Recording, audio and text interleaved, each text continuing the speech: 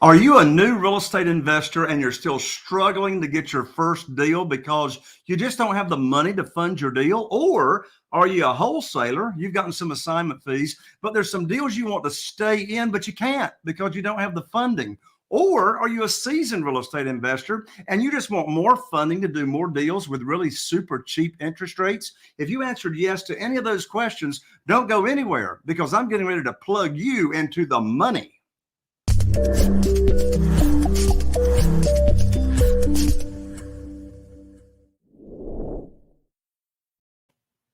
Well, welcome to another episode of the Private Money Academy podcast. I'm your host, Jay Conner, also known as the Private Money Authority. And as I said, I'm getting ready to plug you into the money and funding for your deals, regardless of where you are in your real estate investing career.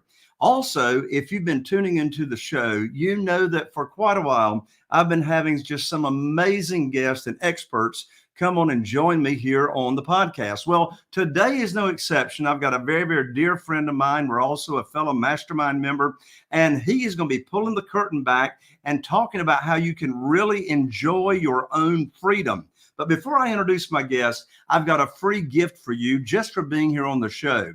And that is, I just recently released my new book, which is titled Where to Get the Money Now, How and Where to Get Money for Your Real Estate Deals Without Relying on Hard Money or Traditional Lenders. This book will share with you exactly how I got over $2 million in less than 90 days when I lost my lines of credit with the banks all the way back to 2009. It'll show you step by step how to get funding, how to make the rules for your loans, and how not to rely on any traditional lenders. And I'm not talking hard money.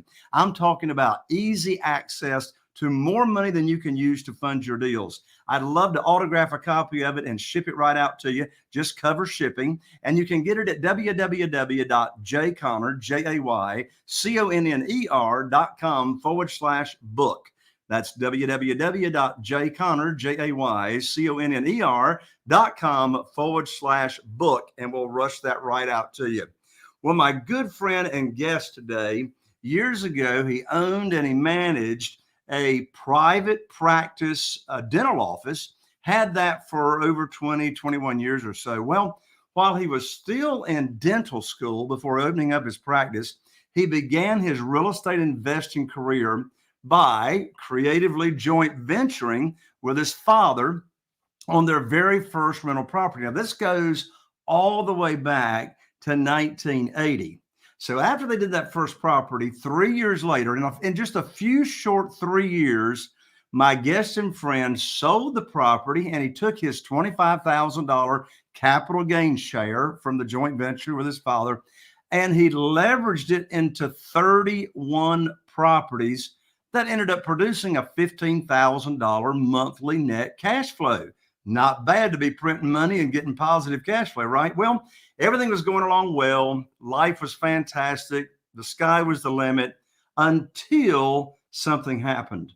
And there was a dark day when David's daughter, Jenna, was diagnosed, unfortunately, with leukemia. Now, in the midst of the cancer treatments, the epilepsy, and ultimately, Jenna ended up getting a liver transplant. David made the very critical and crucial decision to leave his clinical practice so that he could spend every moment that he had with his daughter. Now, David's backup plan, or his plan B, that's that rental portfolio of cash flow I just talked about. It gave him the freedom to focus 100% on really what mattered the most to him. And that's his daughter, Jenna. Well, the good news is Jenna won the battle with the disease, and David, to this day, still enjoys the freedom to cherish every moment with her that he can. Now, today, my good friend is a nationally recognized speaker on creating freedom, building real businesses, and investing in real estate. He also helps other logical, rational professionals become dreamers and then helps them strategically manifest those dreams into freedom. So under my friend's leadership, he runs what's called the Freedom Founders Mastermind Community. And his members grow exponentially year by year, providing the pathway to freedom for many professional practice owners. He's got a brand new book out that we're going to be talking about titled Own Your Freedom. And with that, I want to welcome to the show my dear friend and fellow mastermind member, Mr. David, or Dr. David Phelps, should I say. Welcome, David. Well, Jay, it's such a pleasure and honor to be with you today. Thanks for hosting me on your podcast. Absolutely. I've been trying to get you on, but between your schedule and my schedule, it's taken us a little bit of time to get you on, but I'm just so glad to have you on. We want to talk about your new book. We want to talk about your mastermind, and we want to talk about that monthly cash flow and all that kind of stuff. But before we get into it, take us all the way back to that first deal that you and your father did. And how is it that the two of you got into real estate? Yeah, great start, Jay. Well, I was going through college, right, to get into dental school, handling the prerequisites. But I always had a curiosity about how could I be a good steward of money? Now, money I didn't have because I'm in college. I'm waiting tables actually to try to keep the debt load down, right, going through school. But I was thinking, how can I be a good steward of money? I'll have someday. And I realized that I was going to be in dental school for 4 more years in the same place. And so I told my dad, I said, Dad, I can rent a place, rent an apartment like I've been doing. Or I said, and the key element there was we could own a property together. We could invest in a property, a rental property. And so he agreed. Now, neither one of us knew really anything about real estate other than some books I'd read.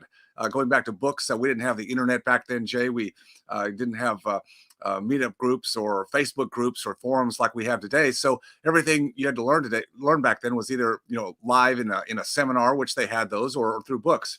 And when I compared and contrasted books about investing on Wall Street, traditional mutual funds or index funds, things like that, and compared that with real estate just made a whole lot more sense to me. Number one, it's a tangible asset, which is one of the reasons we like it so much. It's you're backed by something of a tangible value that really never goes to zero. It's always going to be there producing as long as it's well managed. So I talked my dad into to going in on this deal. We had to obviously find it. I had to find a property, so that was some time in itself. But we found it through a realtor, and then did some upgrades on it. I should say I did the upgrades. My part of the deal, Jay, was being the joint venture partner in the management capacity. My dad was just the funder, right? You talk about private capital. That's your authority. And my dad was my private capital lender. I didn't go to a bank. I didn't have credit to go to a bank. I didn't have my own money or my own credit. So my dad was the funder. I was the managing partner. And we owned that property together for just about 4 years and sold it, as you mentioned in the intro, when I graduated from school, because I was moving on. But here's the epiphany, Jay, is all through school. So I mentioned I was waiting tables at pretty nice restaurants. And back in the day, as you said, back in the 80s, late 70s and 80s, you could make some pretty good money and on a flexible schedule. And so I liked waiting tables. It was good. It was fun. I enjoyed the camaraderie.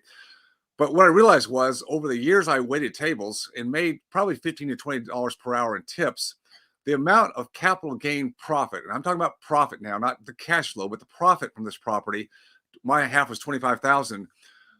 The time value that I put into acquiring, fixing up, and then managing that property was about 10% of the time I spent waiting tables, and I made more profit at the end of the day. Actually, capital gain profit, which is taxed at a lower rate, as we both know. And so that was my epiphany, that owning assets was going to be the goal for me going forward. Now, I went on into dentistry, as you know, and practiced in dentistry for 20 some years, but I used the income from dentistry to add to the leveraging into the portfolio of real estate. And over time, that's what really set me free. That's amazing. Your story is the same start I had. I found my first deal back in 2003. Back in the day when they had Homes magazines, the realtors actually published Homes magazines. And, I hadn't been to any seminars. I just read some books just like you. And, you talk about a little bit of time that you had invested, and compared to the amount of time you were, waiting tables. My real estate attorney way back in 2003, he says, Jay, the great thing about real estate is you're not trading hours for dollars. Right. I guess I don't know anything about the dentistry practice, but I guess in some degree you're trading hours for dollars, even in that. So well said. Now, you started out, you grew very fast to having this portfolio of 31 properties. What length of time did it take you to go from 1 to 31?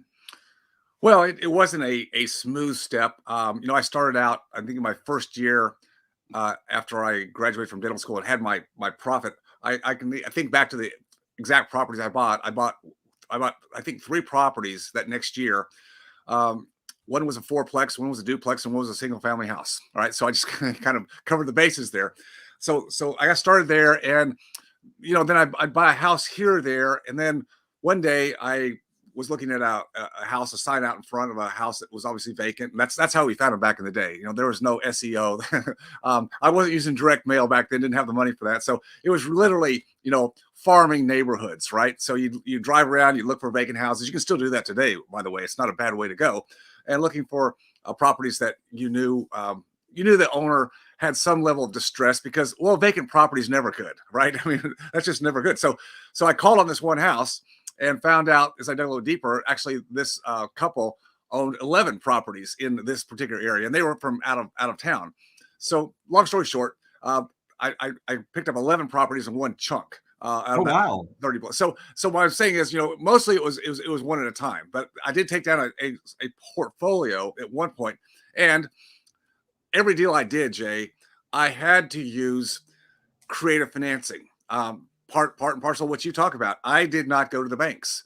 I had to either get the seller to agree to finance really some or most of their equity. I would take over loans subject to, which you talk about a lot. I lease option some houses, another technique. Obviously, it works well.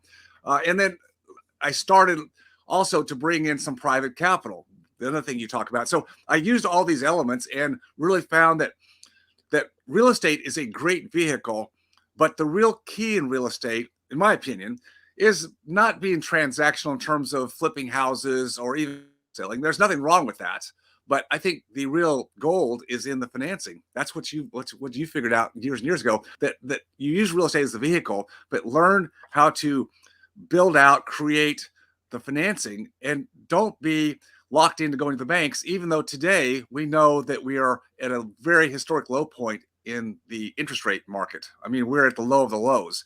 So I'm not against people using long-term financing if they want to do a takeout and refi a portfolio. But I believe, as you've mentioned, that if you get locked into institutional financing, that can be taken away from you, as we know, just like that. And then where are you? Where are you then? So I think you've got to at least be building out both if you're using one or the other.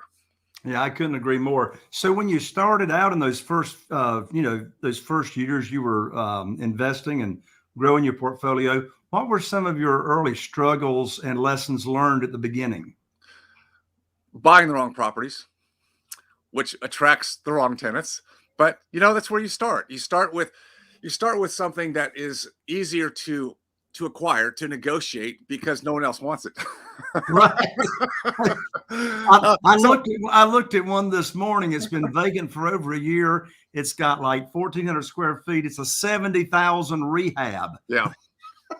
So you start with the stuff that you can get a hold of, right? And again, I'm using all kinds of creative financing, but I still had financing. I still had to make payments of some sort on these properties. So I learned that buying the wrong properties, either the wrong layout of property or the wrong location or combination thereof, is going to attract the wrong tenants. And as we know, an asset is great to have. A business is great to have. A real estate investment property is a great thing to have, but someone has to manage it to actually produce the income. It doesn't just show up magically. So I realized very quickly that I need to upgrade my acquisition. But lessons learned, right? I mean, I'll never forget. So I relatively quickly upgraded to better properties. And I decided, this is just for me, that I didn't really enjoy many of the downside factors of owning a fourplex or a duplex. I liked single family for reasons we don't have to go into right now, but that was just me. So those first couple I had, I never went back and bought any more of those because they were just more of a headache to me. I loved single family because I just felt like I had more control of having the right tenants, which is the key, show up and want to live in that home, that particular home. Excellent. David, just in case we've got some listeners that have to jump off before the end of the show, I want you to go ahead and talk about your new book and how people can get it. Well, thanks, Jay. So most recent book published is Own Your Freedom. For those who are watching, I'll hold it up. But this is the cover. I've got one behind me on the bookshelf. Own Your Freedom. I co-wrote it with one of my good mentors over the years, Mr. Dan Kennedy. Dan is known in the world of business and marketing as a great copywriter, but just also has a great mind about money, about finance, about the business of money. So it was during this not a little bit over a year ago, kind of in the middle of the summer of COVID 2020, when the country was going through so many iterations of how to get through the gap, right? And all the stimulus money was coming out. And I realized that so many people were feeling for the first time, or probably for the first time, feeling very vulnerable about their income stream, which for most people, it is you go to work in a business or in a job or something, you go to work and you trade time for dollars. That's kind of how society's built us up, right? That's what the education system tells the majority of people. And people are finding for the first time, well, I'm very vulnerable because the government has shut down the economy. They're saying you can't go to work, you can't have businesses open. Now they are spoon feeding all this money out there, so maybe I'll get through this. But that vulnerability, I think, showed a lot of people that they need to be building out multiple streams of income. So the book is very built on principles, Jay. You can get the book on Amazon or at the website ownyourfreedombook.com, where I've got some additional bonuses, some interviews I did with Dan Kennedy about the book. But the key thing that I think I want people to realize is there's principles about freedom. And one of those, which we're talking about today to a great extent, is financial freedom. How do you build financial freedom? Because then that builds out the other freedoms. People don't want to feel like they are dependent on a third party, whether that's Social Security or unemployment. I mean, most people, Jay, don't want to feel like someone else has to provide for them. We all want to feel like that we can provide for ourselves and our families. But how do you do that? You don't have just one line in the water. You've got to have multiple streams. And I just found, as you found, and many of your students, that real estate is a great provider of those multiple streams of income, where you can have an asset that produces without you having to show up and go to work for that asset every day. Now there's work on the front end and someone's got to manage it, but to the overall, it can be a relatively passive wealth builder and passive cash flow generator. What does it mean, David, to own your freedom? So owning your freedom is really you taking care of yourself first. I compare it with the analogy of when you're on a plane, and the instructions we get from the flight attendants is, in the event of the cabin pressure dropping, mask will drop from the ceiling compartments, and the instructions are you put yours on first. Well, why? Because if you don't take this, sounds selfish, but realize if you don't take care of yourself first, how can you help other people? So owning your own freedom, I'm not going to get political here on the show today. That's not the point. But the point is, government today, I think, wants more and more to have us as the citizens dependent on the government. That's kind of where we're going. So I'll leave it there. My point is, if that's not where you want to be and you don't want your kids to be there, or the people you care about, then we have the responsibility for ourselves to learn to own our freedom. Then we can help other people that want to be helped, or we can help. If we don't take care of ourselves first, then we're not going to be valuable to help other people. Is owning your own or owning your freedom sort of like putting yourself in the driver's seat and not being how to put yourself in the driver's seat and not being dependent on government, or being dependent on the day job that doesn't, require you to get a vaccine or whatever? Yeah. In fact, there's a chapter in the book, who's going to drive your car. So I'm gonna just pick up on that. It's very brilliant, Jay. Brilliant. You picked right up on that, sir. Who's going to drive your car? So much in life, I think we listen to well-meaning people, teachers or people in the community. They mean well, but I think there's many times an abdication of responsibility for ourselves or our families. And so instead of stepping up to the plate and say, I don't need to know everything, because I can't know everything about everything, right, Jay? I can't know everything, but what I can do is I can be the orchestrator of what I believe I want my life to look like in all respects, what I do, with whom I do it with, when I do it. And then also, how do I want to also have impact, on the people I care about? I mean, that's something that people a lot of times talk about legacy at the end of life. Well, I think at the end of life, that's kind of too late. You should be talking about legacy now. Well, how can you do that? How can you think about other people and legacy and leaving breadcrumbs for other people if you're so embroiled in trying to just get through day to day? I mean, we all start out that way in life. We all start out as I was waiting tables and just, just paying the basic bills. Well, that's where you start.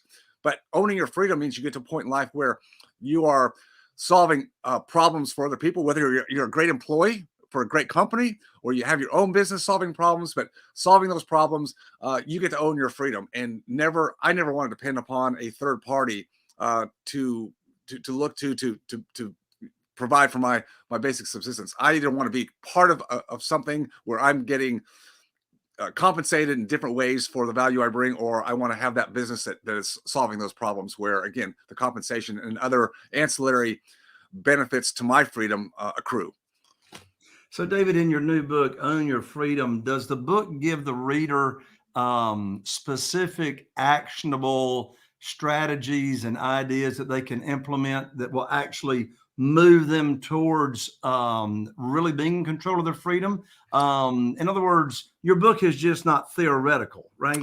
Not all theoretical. I will tell you that you alluded to a little bit of my story. I've got other real stories of other people that I have worked with, or I know their stories that have gone through similar iterations. A great deal of the book is principled on real estate as a great asset, but I didn't make it. Dan and I did not make it particularly tactical. Principles, concepts, strategies. It's really, Jay, I think it's really a book that applies to all generations and all backgrounds, because it's about really how we think about our autonomy. We have attempted to do is kind of reverse a lot of the indoctrination, a lot of the brainwashing that I think the government education system produces today, trying to produce a lot of worker bees.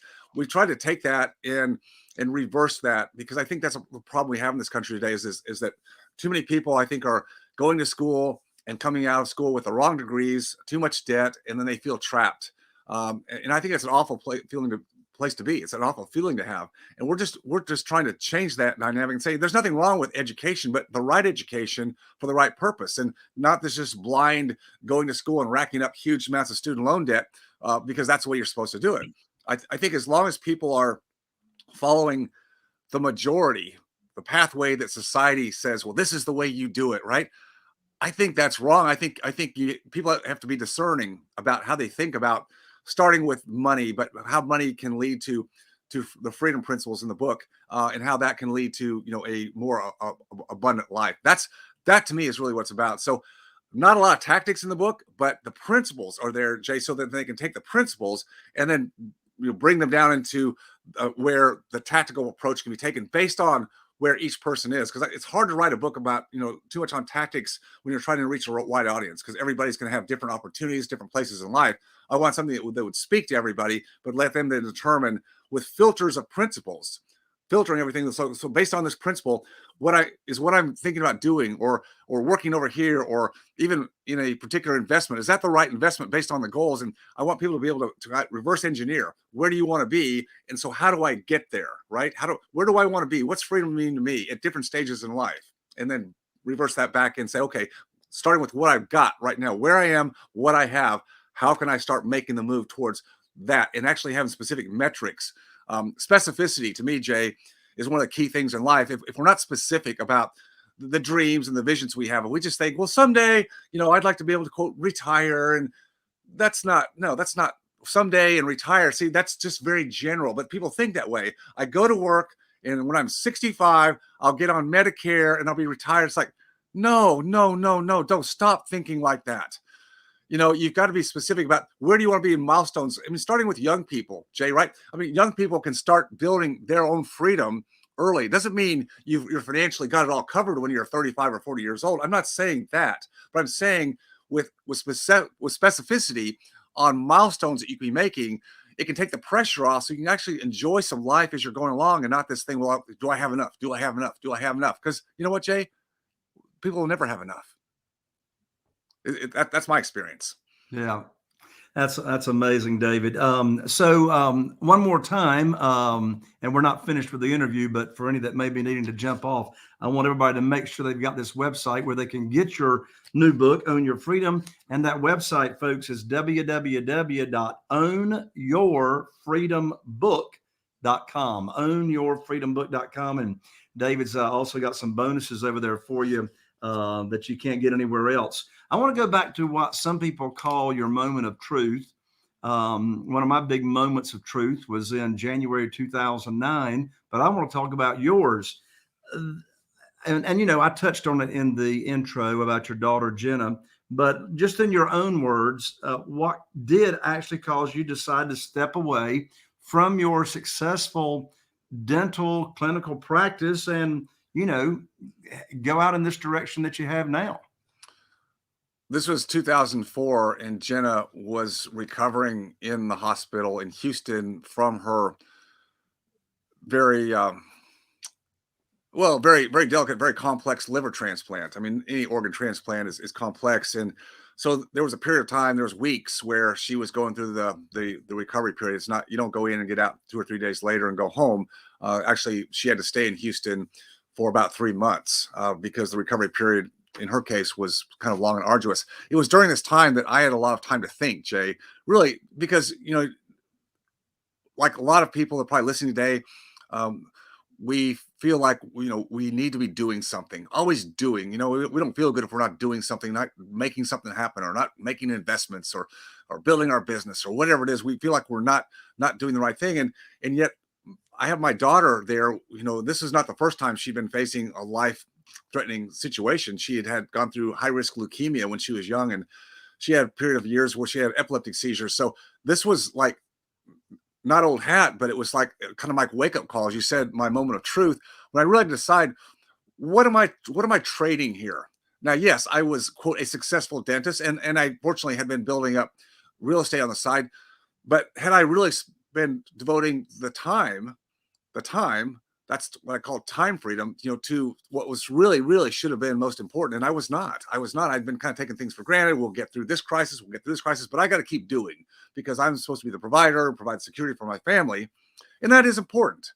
But what I wasn't paying attention to was the fact that my family really wanted me, more of my presence, more of my dedicated presence. So that moment of truth was when I decided, Jay, to leave dentistry, to sell that practice. I made that decision while I was in that hospital, watching my daughter, you know, on the life support, you know, that she was after the transplant.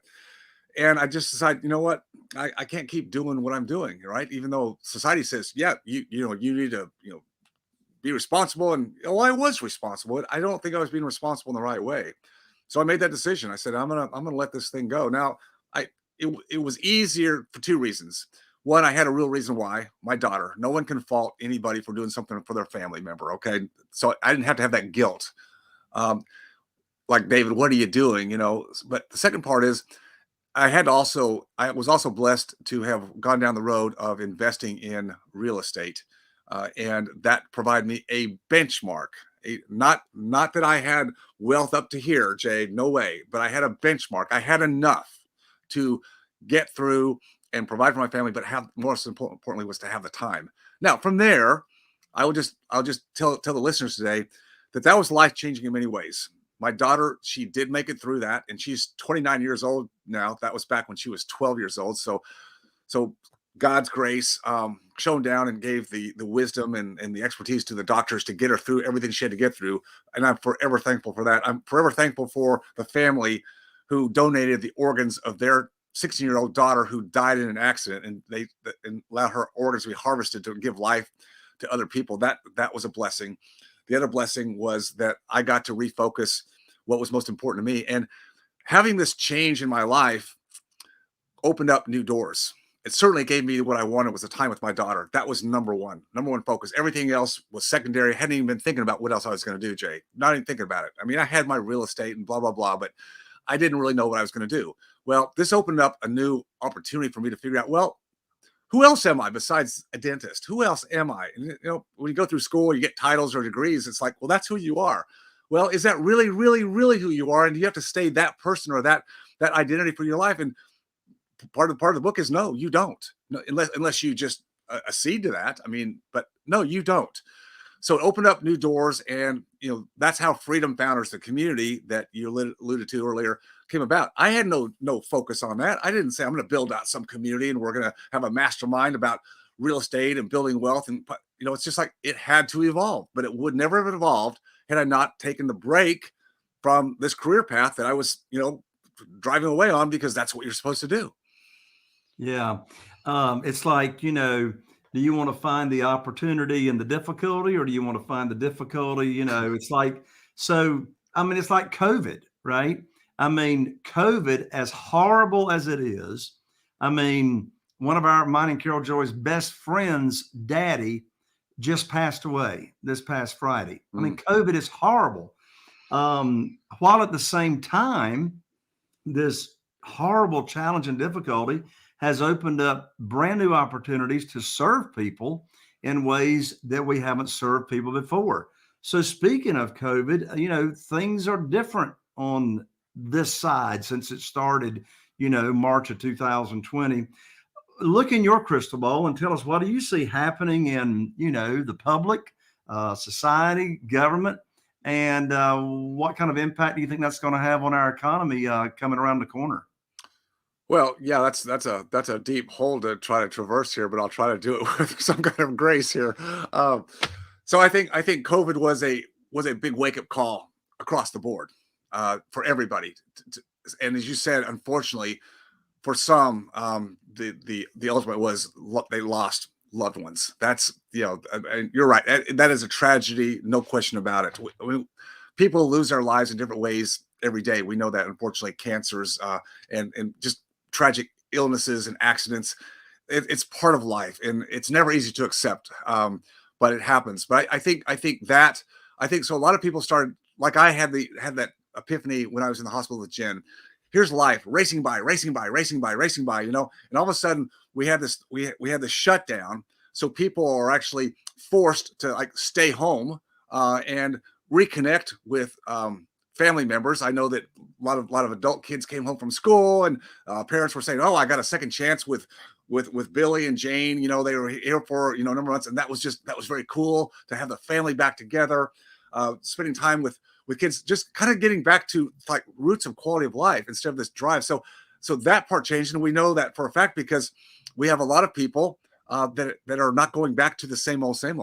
They're not going back to the same jobs. The Great Resignation, as it's been called.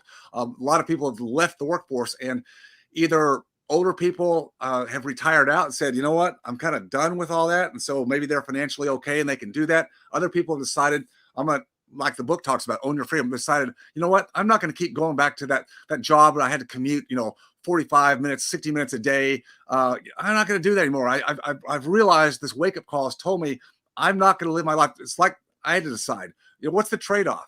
I mean, is the benefits and whatever money I was making, is that worth what I was missing over here? And a lot of people saying, no, it's not. I'm going to figure out another way to provide for the family, but I'm going to be there for my family. I'm not going to miss this opportunity. So I think that was a societal wake-up call. You asked about government. So government, I just have to say, government uses crisis as an opportunity to gain more control of its citizens. I could probably just stop there, Jay, and that'll be enough for here. But I think what we're seeing is government is wanting to take over more and more of the private sector, consolidation, roll-ups. The government wants to tell us what to eat, where to live, what to wear, where to go to work, and what to get paid. The government would love to do that. So that's a movement that people have to be aware of. That's, again, why I think you need to own your own freedom. Don't get sucked into that. Where's the economy go? Well, I think that's what everybody'd like to know, Jay. And if I could give that to you here and make it succinct and make it dead on, would this be valuable to your listeners? Absolutely. Well, I'm not going to do it. There you go. You got the same crystal ball I do. Listen. I think what we have to realize is that there are so many variables in the marketplace, in the economy today, that there is no guru, no pundit. I don't care who you want to go back to, that we would all say, hey, that's an experienced economist, or nobody can say for sure. I think all we can say, Jay, for sure, is we're going to see a lot more volatility. Absolutely. And so back to why you need to have some principles on which you are building your life and your finances, because volatility is going to be there. Sorry, I interrupted you. No, you're fine. As we wrap up, David, tell everybody about your mastermind group and who makes a good member of your mastermind group, which is freedomfounders.com. So the mastermind group is a group where busy professionals, and mostly because I speak from my own industry experience is into dentistry, but I have dentists and other affiliated professional practice owners, other MDs and people like that, only because that's who I speak to. Now, what we do, Jay, could fit for anybody who's in a business capacity and they want to learn how to build wealth through alternative investments, which is what we love, Jay, real estate. So our community connects busy professionals who have investment opportunities, and then maybe they've got 401ks, and maybe they've got underdeployed equity in other assets, but they would like to learn how to get that equity working for them. And that's the whole key to financial freedom, is you want other assets working for you. That's what we love about real estate. So probably the person who best ascribes to what we do is somebody who is relatively far down the pathway in their own career. Not that they're debt free, but they've got consumption debt under control, and they have a relative amount of capital they want to reallocate into real estate. We're not a big group. We're about 80 members, and I'm not trying to scale something big because I find I can't maintain the quality of the relationships that I love so much, and also the quality of the connections to what I think are the most best and highest curated real estate opportunities. It's a big deal for me to provide some safety nets. No guarantees, of course, but safety nets. And I can't do that if I'm trying to scale. So people can, I put out a lot of content, and people can go to freedomfounders.com. That's the basic website for the community. But I have a podcast, which is the Dentist Freedom Blueprint podcast, which I'm going to host you on, because what we do on that podcast, Jay, is we don't talk about clinical dentistry. So we talk about what we're talking about here today: freedom, financial assets. That's why I'm going to have you on the podcast, because we're going to talk about the stuff that we both love. That's awesome. David, thank you so much for joining me. I really appreciate your time, and you have given just a ton of valuable information from your experience. And I just appreciate you so much. I know, being around you in the other mastermind group that we're in, you are a true go-giver. You got a servant's heart, and you're just out there to make an impact. And I just appreciate you so much, David. Thank you. Jay, it's always a pleasure. I thank you so much. You're the same way. You're one of those people out there that's changing the world in many ways, and I appreciate the opportunity to be here with you today. Awesome. There you have it, folks. Another episode of the Private Money Academy podcast. I'm Jay Connor, the Private Money Authority, wishing you all the best. Here's to taking your real estate investing business to the next level. We really appreciate you subscribing, rating, and reviewing. If you're watching us on YouTube, be sure to subscribe and ring that bell, or tap that bell, so you don't miss out on any of the future shows. So we'll see you right here on the next Private Money Academy podcast.